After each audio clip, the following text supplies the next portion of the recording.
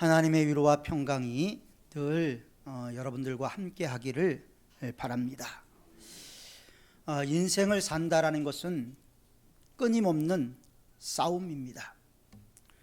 아무리 아름다운 말로 이 세상을 설명한다 할지라도 약육강생의 그 정글에서 벗어날 수는 없을 것입니다. 아프리카 평원이 아무리 평화로워 보이지만 그 안에서는 온갖 생물들이 생존하기 위해서 몸부림을 치고 있습니다. 큰 짐승들은 먹고 살기 위해서 작은 짐승을 잡아먹고, 작은 짐승들은 생존을 위해서 풀을 먹습니다. 이러한 생존 투쟁은 공중에서도 물속에서도 동일하게 진행이 되고 있습니다. 따라서 어떻게 보면 우리의 삶이, 하루하루의 삶이 투쟁이요 싸움이라는 의미를 가지고 있는지도 모릅니다. 이것은 제 얘기가 아니라 역사학자들 또는 철학자들이 그렇게 이야기를 해왔습니다. 공산주의 이론을 만든 칼 막스는 자본가와 노동자의 계급 투쟁으로 이 세상을 이원화했습니다. 자본과 기술을 가지고 있는 부르주아와 건강한 체력과 노동력을 갖고 있는 프롤레타리아 계급의 끊임없는 싸움이 바로 이 세상에서 이루어진다. 그 갈등이 있다라고 얘기를 했습니다. 그런가 하면 찰스 다윈이라는 진화론을 주장한 사람은 인류 역사는 생존을 위한 적응이다, 이렇게 이야기를 했습니다. 그래서 적응이 되면 살아남고 적응이 못 되면 도태되거나 사라져버린다고 말을 했습니다. 그러므로 인간뿐만 아니라 모든 자연계는 생존을 위해서 적응이라는 것을 해야 된다라고 말을 했지요. 차이는 있겠지만 이 모든 것의 근본은 싸움이라고 볼 수가 있습니다. 역사학자나 철학자의 말을 빌리지 않아도 여러분들이 사는 삶의 현장이 참 녹록지 않기 때문에 이와 같은 말에 많은 부분 동의를 할 것입니다. 투쟁이다, 싸움이라는 말에 대해서 많은 공감을 하게 될 것입니다. 유발 하라리라는 유대인 인문학자가 있는데 이 사람이 책을 냈습니다. 사피엔스라는 책을 냈어요. 이 책에 보면 이런 내용이 나옵니다. 인간이 농업을 시작하면서 비참해지기 시작했다라는 거예요. 농업 이전에는 필요한 것만 먹고 필요할 때만 사냥을 했는데 농업을 하기 시작되니까 안정이 되기 시작하면서 노동이 더 많이 농사 짓는데 사용이 되게 되고 시간을 빼앗겨 버렸다. 그리고 정착을 하면서 많은 자녀들을 출산하면서 이제 더 많은 노동력이 필요하게 되고, 그래서 쉴 틈이 없이 모든 삶의 문제를 노동력이 빼앗아 버리고 말았다, 이렇게 이야기를 했습니다. 지금 우리의 삶을 보십시오. 우리가 얼마나 문명이 있을 때와 없을 때 차이를 우리가 느끼고 있습니까? 자동차 더 좋은 걸 타기 위해서 우리는 노력합니다. 더 좋은 컴퓨터를 갖기 위해서 일을 합니다. 더 큰 집에 살기 위해서 부단히 싸우고 투쟁을 하지요. 문명이 발달되고 발달될수록 우리는 더 많은 소유를 갖기를 원하고, 더 많은 소유를 가지면 가질수록 우리는 소유의 얼매인 그런 삶을 살아가게 되죠. 그래서 우리의 삶이 존재론적인 삶이 되어야 되는데 소유에 집착을 하게 되고, 이 소유에 집착을 하기 시작하는 순간부터 하나님은 보이지 않기 시작을 합니다.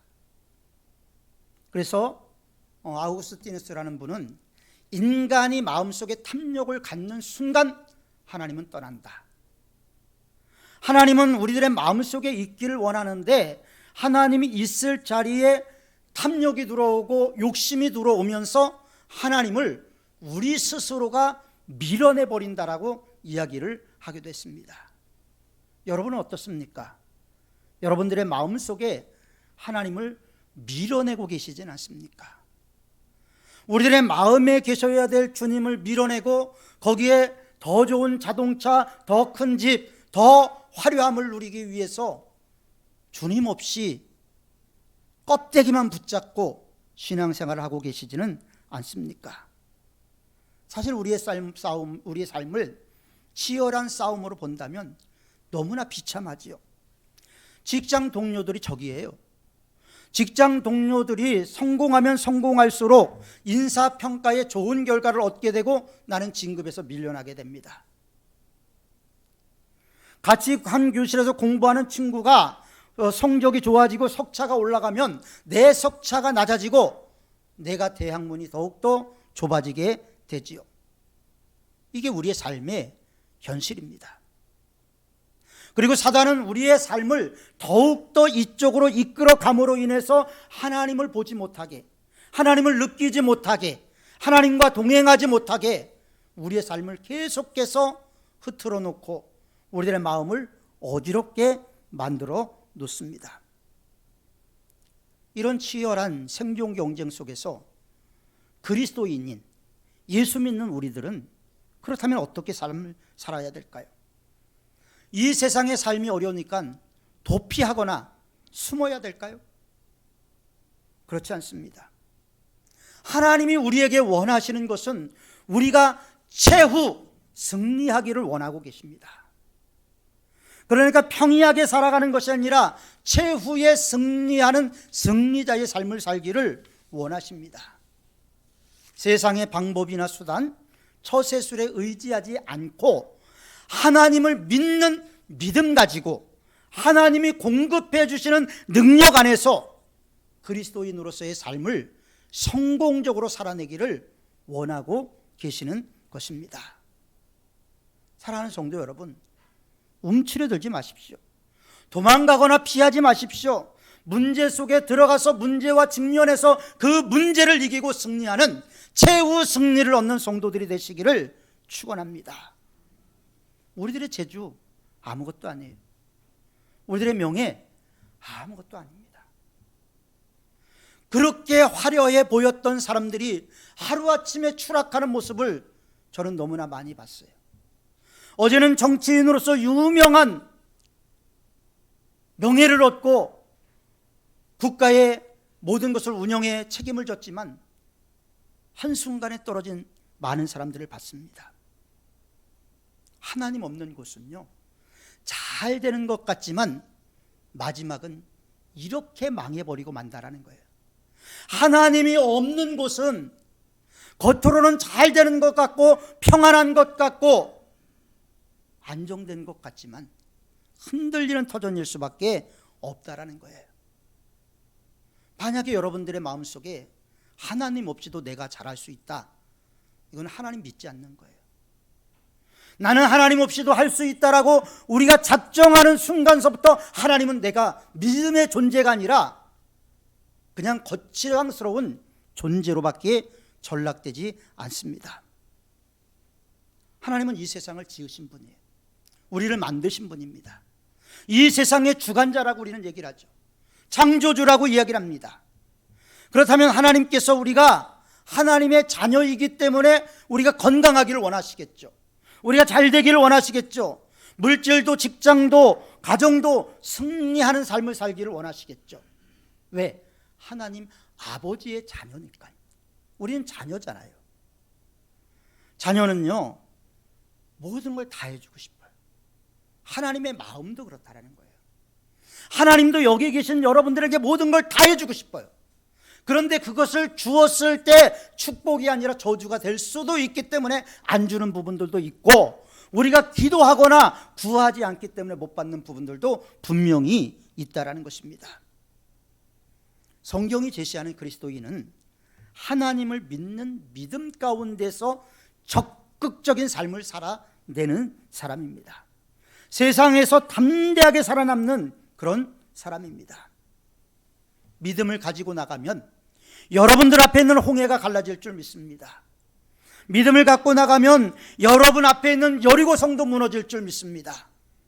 믿음으로 나가면 가나안의 7 족속이 아무리 강대하다 할지라도 하나님께서 우리를 지켜주시고 인도하심으로 반드시 승리하는 삶을 살게 될 줄 믿습니다. 하나님과 동행하는 삶을 살면요, 난간이 없는 것 아니에요. 시험이 없는 것 아니에요. 역경이 없는 것 아니에요.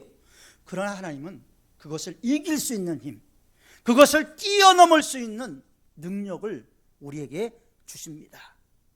그리고 하나님은 우리가 그러한 삶을 살아내기를 안타깝고 간절히 기다리고 계십니다.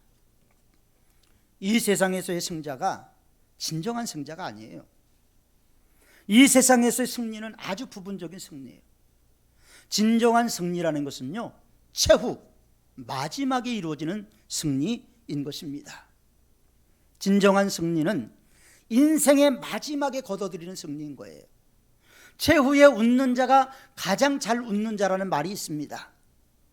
하나님 앞에 서는 순간, 하나님께서 천사장의 나팔 소리와 함께 이 땅에 강림하실 때 우리는 주님께서 우리의 모든 것들을 결정지실 것입니다. 그때 최후 승리가 이루어지게 될 줄 믿습니다. 아무리 어려운 시험에 합격하고 큰 집을 갖고 명예를 가지고 있다 할지라도 하나님의 심판대 앞에 갔을 때 너는 불합격, 만약 이런 판정을 받는다면 어떻게 되겠습니까? 너는 실패야, 이런 판정을 받으면 어떨까요? 이 세상에서 80년, 90년 성공하는 인생을 살았지만 영원에서 실패해버리면 우린 과연 어떻게 될까요? 성경은 내가 주의 이름으로 귀신을 쫓아내고 주의 이름으로 선지자 노릇을 하고 주의 이름으로 온갖 기적을 행하였나이다 고백한 사람에 대해서 뭐라고 말씀하셨냐면, 나는 도무지 너를 알지 못하니 바깥 어둠 속에 가서 슬피 울며 이를 갈미 있으리라, 이렇게 말씀을 하셨어요. 우리는 주님의 재림을 기다립니다. 예수님 다시 오실 것입니다. 성경에 보면 예수님은 300회가 넘는 말씀을 통해서 다시 오신다라고 우리에게 말씀하고 있어요. 예수님 다시 오십니다. 표정들이 다 안 왔으면 좋겠다라는 표정을 짓고 계시는 것 같은데, 성경은 300회가 넘게 예수님 다시 오신다라고 강조하고 있습니다. 그리고 우리 모두는 하나님의 백보자 심판대 앞에 서게 될 것입니다. 믿는 사람이라고 해서 심판대에 안 서는 게 아니에요. 모두가 심판대 앞에 서게 될 것입니다. 그거를 바라보고 마지막까지 믿음 생활하는, 준비하는 신앙생활하는 것이 저와 여러분들의 믿음이 되어야 하는 것입니다.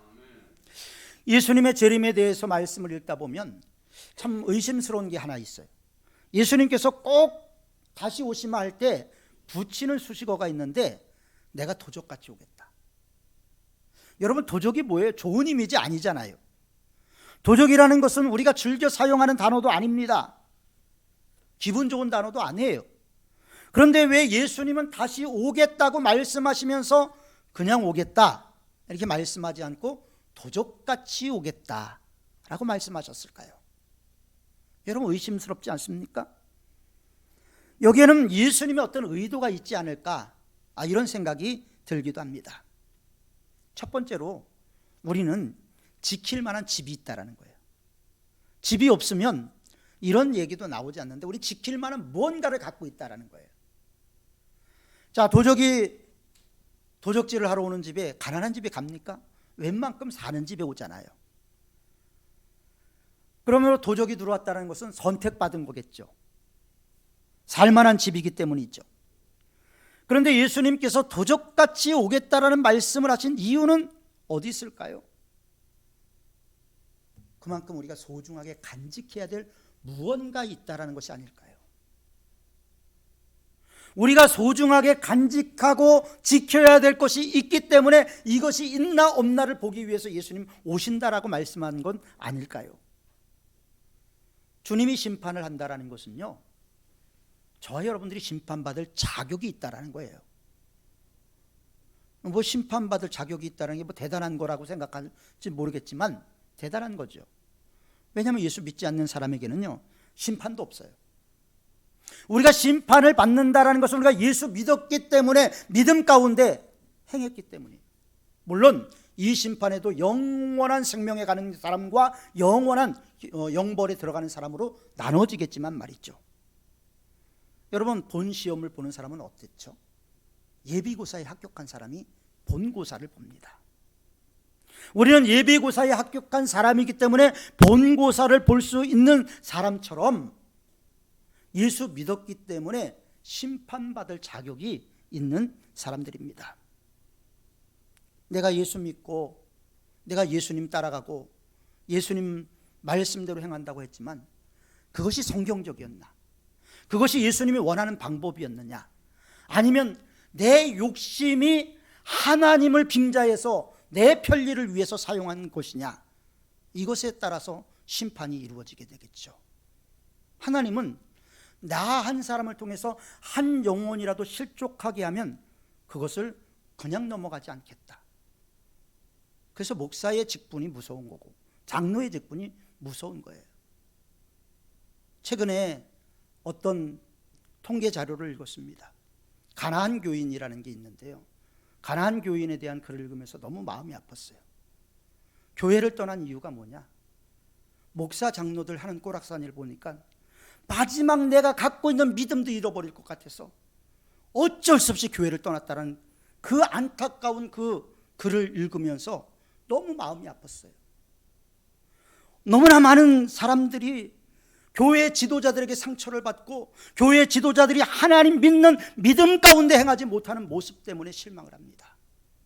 세상 사람들이 예수 믿는 사람들의 행위를 보고 나는 교회 안 나가, 교회는 믿을 수 없는 존재들이야, 이렇게 이야기하는 시대를 우리는 살아가고 있습니다.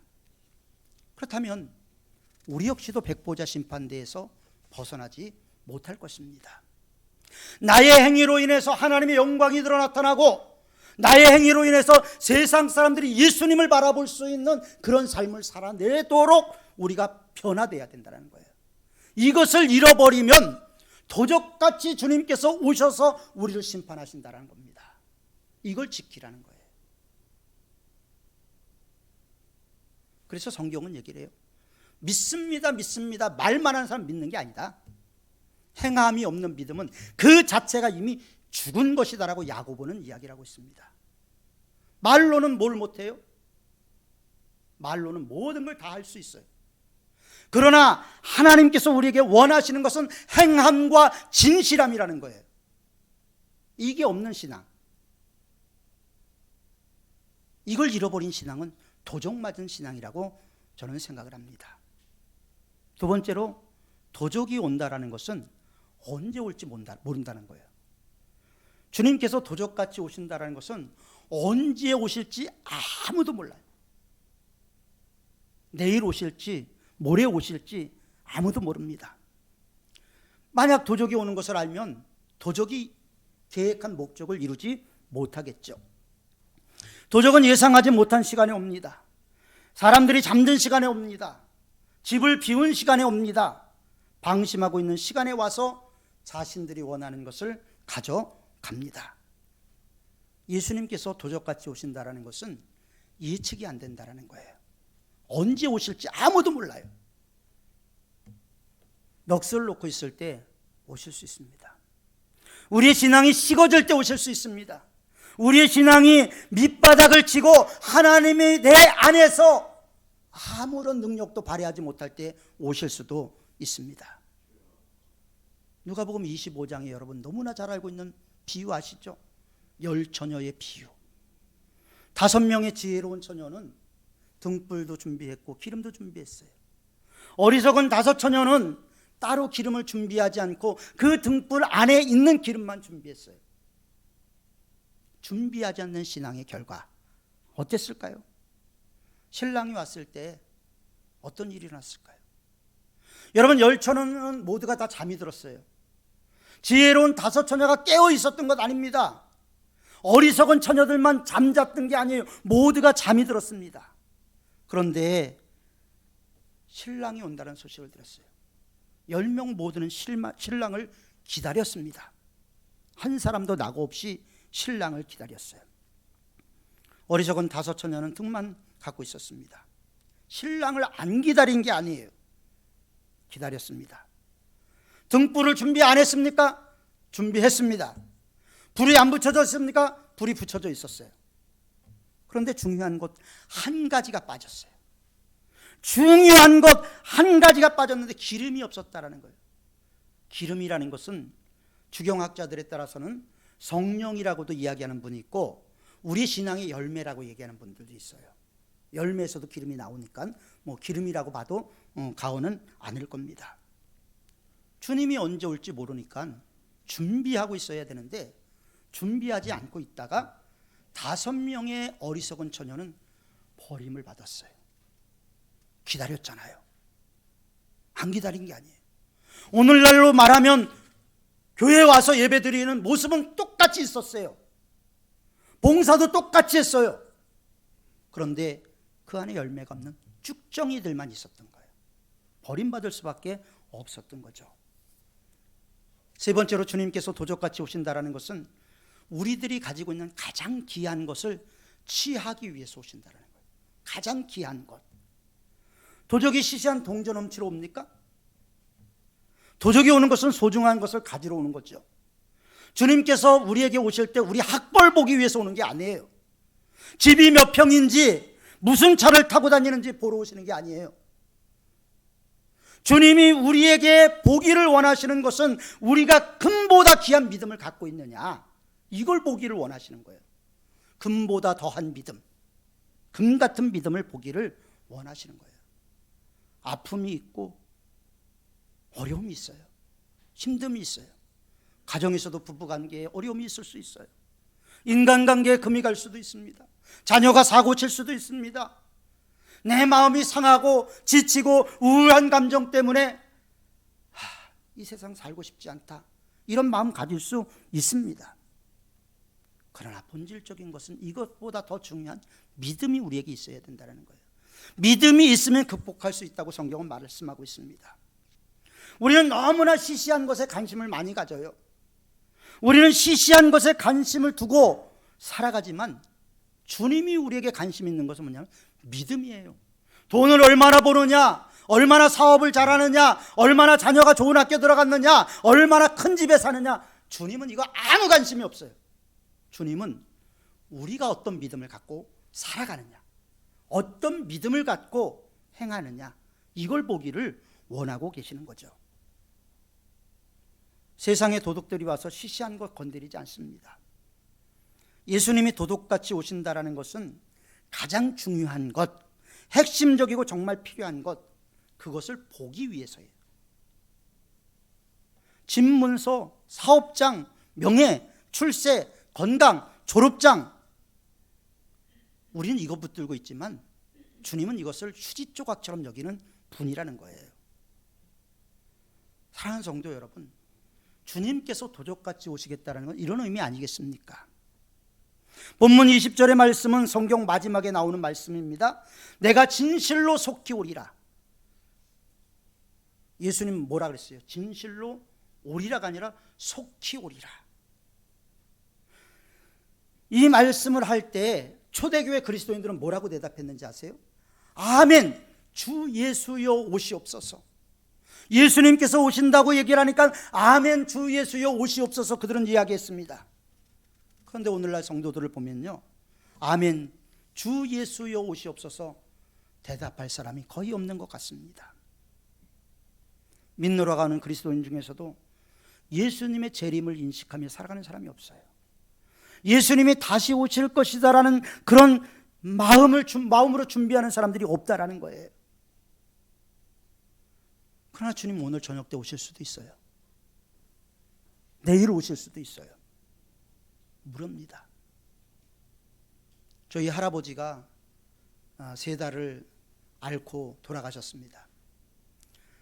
동네가 친척들이 모여 사는 동네였기 때문에 친척 할머니가 와서 보고 갔어요.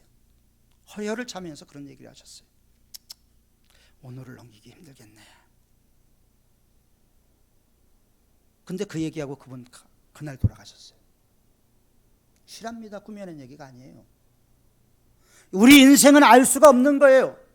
언제 주님 우리가 마주칠지 모릅니다. 우리가 언제 주님 앞에 대면할지 아무도 몰라요. 그러면 여러분 대면했을 때 내가 나를 위해서 뭘 했냐 물어보면 여러분들 뭐라고 대답하시겠습니까? 내가 이렇게 기도하며 살았습니다. 내가 이렇게 말씀을 읽으며 살았습니다. 내가 이렇게 주님이 헌신하고 충성하고 봉사하며 살았습니다. 이야기할 것이 있습니까? 준비하는 성도들이 되시기를 바랍니다. 오늘 저녁에 주님이 오신다 할지라도 우리는 아멘, 주 예수여 오시옵소서 이렇게 고백할 수 있어야 돼요. 노아 홍수 때를 보십시오.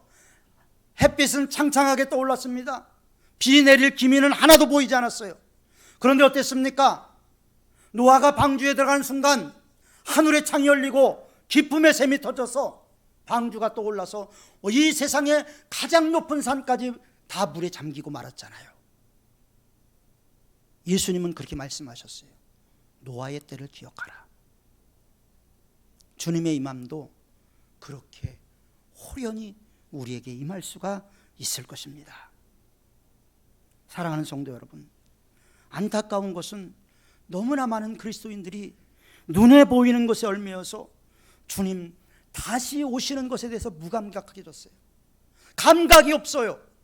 감각이 없는 것을 우리는 육적으로 뭐라고 얘기를 하는지 아십니까? 문둥병이라고 얘기를 해요. 문둥병자가 감각이 없습니다. 그렇다면 주님 다시 오시는 것을 우리가 무감각하게 받아들인다면 우리 자신이 영적인 문둥병자가 아니고 무엇이겠습니까? 초대교회 그리스도인들은 이렇게 외쳤습니다. 마라나타. 마라나타. 아람어입니다. 아람어. 이 아람어는 주 예수여 다시 오시옵소서. 주 예수여 오시옵소서. 마라나타. 아멘. 주 예수여 오시옵소서. 내가 붓고 있는 적금 탄 다음에 오십시오. 내 사업이 좀 성공한 뒤에 오십시오. 내가 출세한 뒤에 오십시오. 내가 대학 졸업한 뒤에 오십시오. 내가 직장에서 승진한 뒤에 오십시오. 주님, 우리와 타협하는 분이 아니십니다. 주님 다시 오실 때 여러분 진짜 부끄러움 없이 주님 맞이할 준비가 되셨습니까? 깨어나시기 바랍니다. 우리 영적인 깊은 잠에서 깨어나서 기도로 말씀으로 은혜 가운데 다시 새롭게 일어서야 돼요. 이게 없으면 주님 다시 오실 때 버림받을 수도 있어요. 어떤 분이 그런 책을 썼어요. 지옥으로 가는 그리스도인. 교회에서 모든 것을 결정했습니다. 교회에서 지도자였어요. 지옥으로 가는 그리스도인. 얼마나 무섭습니까? 내가 주님을 위해서 귀신을 쫓아냈습니다. 주님을 위해서 이적을 행했습니다. 주님의 이름으로 온갖 일을 행했습니다. 설교했습니다. 교회 장로가 됐습니다. 권사가 됐습니다. 집사가 됐습니다. 나도 몰라. 바깥 어둠 속에 가서 슬피 울며 이를 갈미 있으리라. 하나님의 말씀을 우리 두렵게 받아들여야 돼요. 하나님의 말씀을 옆집 아저씨 이야기처럼 받아들이면 안 된다라는 거예요. 사실 우리 너무나 좋은 환경 속에 살고 있습니다. 말씀이 넘치는 시대에 살고 있습니다. 그런데도 시시한 것, 육신적인 것에 너무나 우리는 또 집착하고 있어요. 도적이 와도 가져가지 않는 것을 위해서 우리는 피땀을 흘립니다. 눈물을 흘립니다. 거기에 모든 에너지를 다 쏟아부어요. 그리고 주님에게 드릴 것은 아무것도 없어요. 저주받은 무화과나무를 기억하십시오. 예수님께서 무화과나무에 다가가서 열매를 달라고 얘기를 했어요. 열매가 없자 예수님께서 저주했고 그 열매 없는 무화과나무는 뿌리째 말랐다고 얘기를 해요. 잎사귀만 마른 게 아니에요. 뿌리째 말랐다. 나무 자체가 죽어버린 거예요. 우리 예수님은 우리에게 오셔서 물을 것입니다. 내가 목사였어? 내가 장로였어? 내가 권사고 집사였어? 이런 직분을 갖고 있는 우리에게 물으실 것입니다. 구역장인, 구역교사인 여러분들에게 물으실 것입니다. 내가 그토록 너에게 은혜를 주고 축복을 주고 너에게 모든 것을 주었는데 말씀 듣고 예배드리는 삶을 왜 이 모양이니? 내가 너에게 모든 것을 줬는데 내 신앙은 왜 이 모양이니? 이렇게 말씀하지도 않을까요? 저는 그럴 수 있다라고 생각이 됩니다. 분명한 것은 오늘 하루가 지나가면 하루가 없어지는 거예요. 올해가 다 가면 1년이 없어지는 겁니다. 점점 주님 만날 시간은 다가오고 있어요. 초읽기에 들어가 있어요. 그렇다면 신앙이 바뀌어야 되지 않을까요? 하나님은 어디 계실까? 하나님은 도대체 어디 계시길래 우리들이 힘들고 지치고 낭망한데 아무런 응답도 없으실까? 그런데 여러분, 우리가 그렇게 낙심하고 있을 때 주님 바로 우리 곁에 와 계시더라고요. 우리가 느끼지 못하는 거예요. 영적으로 민감하지 않다 보니까. 영적으로. 저는 월요일부터 한 주간 새벽 기도회 때 새벽 기도회 끝나고 기도하면서 회개 기도만 했습니다. 주님의 교회를 주님의 교회답지 못하게 만든 죄, 성도들을 영적으로 성숙하지 못하게 만든 죄, 교회 지도자들을 지도자답게 양육하지 못한 죄를 회개하기 시작하니까요, 너무나 많은 죄들이 떠오르는 거예요. 저는 이렇게 제가 회개할 죄가 이렇게 많은 사람인지 몰랐어요. 하나님 앞에 새벽에 눈물을 흘리면서 기도했어요. 지금 우리 교회는 영적으로 세워져 가고 있는가? 우리 교회는 복음 가운데서 뿌리를 내리고 있는가? 여러분들 어떻게 생각하십니까? 이게 목사 혼자 가능한 일이라고 생각하십니까? 목사가 다 알아서 할 거야. 교회는 함께 만들어가는 거예요. 함께. 사랑하는 성도 여러분, 예배 안에서 깨어나는 저와 여러분들이 했으면 좋겠습니다. 물론 목사가 가장 중요하겠죠. 목사부터 아주 바짝 긴장해야 되겠죠. 우리가 예배 안에서 깨어나기를 주님의 이름으로 권면합니다. 예배 시간을 목숨보다 소중히 여기는 여러분들이 되시기를 바랍니다. 하나님을 만나는 것이 내 인생 일대의 아주 중요한 사건으로 인식하시길 바랍니다. 기도가 깨어나고 말씀 묵상이 깊어지고 말씀 안에서 깨어날 때 내 안의 영이 소생되는 것을 경험할 거예요. 우린 영적인 존재예요. 영이 살아나야 돼요. 우리 영이 살아나기 위해서는 좀 더 기도해야 돼요. 좀 더 말씀 묵상해야 돼요. 좀 더 예배 자리에 나가야 돼요. 좀 더 하나님을 가까이 하기 위해서 힘쓰고 애쓰는 우리의 삶이 되어야 된다는 거예요. 어떤 목사님이 자기는 설교를 마지막 하는 것처럼 준비한다고 얘기를 해요. 한 분이 있어요. 우리가 그런 삶을 산다면 우리가 주님 오늘 오든 내일 오든 마라나타 할 수 있지 않겠습니까? 지금 온다고 할지라도 아멘 주 예수여 오시옵소서 우리가 자신 있게 고백할 수 있지 않겠습니까? 주님 내일 오십시오, 모레 오십시오. 하나님 안 믿는 거예요. 이유가 있고 핑계가 있을지 모르지만 그걸 저는 100% 하나님 안 믿는 사람이라고 봅니다. 그래서 우리가 말씀 안에서, 예배 안에서, 기도 안에서 하나님을 만나고 영적인 교감이 일어나고 그 주님이 내 안에 조금씩 거의 가랑비에 옷 젖듯이 은혜가 내 안에 뿌리 내릴 수 있도록 힘쓰는 성도들이 되시기를 바랍니다. 예배 안에 살아나야 됩니다.